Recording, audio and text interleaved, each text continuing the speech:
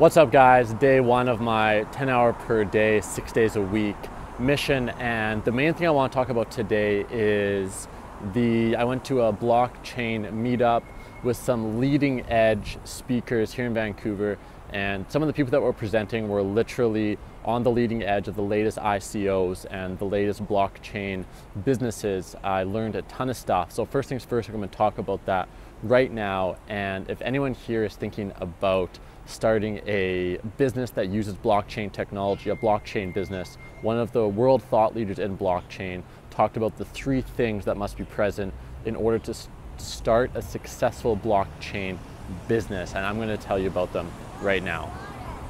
So the first thing that has to be present for a blockchain business to function is that the blockchain technology must solve a problem that is faced by at least 100 people. And what I mean by that is there must be like 100 users in the scenario that the blockchain solution aims to fix. If there's fewer than that, the smart contract technology doesn't make sense. Number 2, I'm going to talk more about all these in detail in a second as well. The second most important thing that you have to have is there has to be an issue of trust. So there has to be a situation where by default, the participants in the system, the 100 plus people, do not by default trust each other. And the third thing is that all of the people that are in the system have to have a relatively similar level of authority.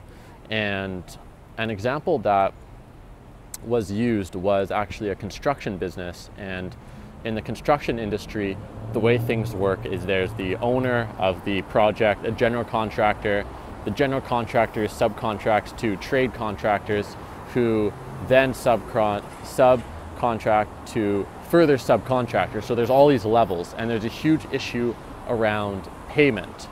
And the problem is that at every level, people only pay when they've gotten paid from the level above. So if you're at the bottom, you're constantly asking the person above you, have you gotten paid yet? And you don't know if they have or they haven't, and you don't know if they've been paid by the person above them, etc. So there's all these people in the system. There's an issue of trust in knowing if they have or have not been paid.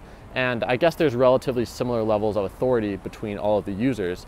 And what the speaker was saying is that this is in British Columbia, it's a multi-billion dollars. Over the next 2 years, I think there was something like $350 billion of construction planned. And they're looking for someone to create a blockchain, block tech solution to solve this payment problem. So if you're watching this video, you probably only know about the cryptocurrency application of blockchain tech, which is only one of the possible applications. And people actually don't necessarily believe that currency is even the most valuable use of blockchain technology. But see, currency meets all 3 of the requirements. There's way more than 100 users. There's an issue of trust in knowing if the transaction has happened, and each person has a completely equal level of authority in making these transactions. So that was a quick talk about the 3 things you need for a successful blockchain business. And the speaker of this actually runs a blockchain business incubator where it's kind of like a Y Combinator for blockchain businesses. Anyways, on top of learning about some cool blockchain stuff, I met some awesome people. I realized how important networking is. I connected with a few people that could be the source of future partnerships, the source of future businesses. For example, one girl works in app development, and I constantly run into clients who need apps, and I'm sure she constantly runs into clients who need websites and digital marketing.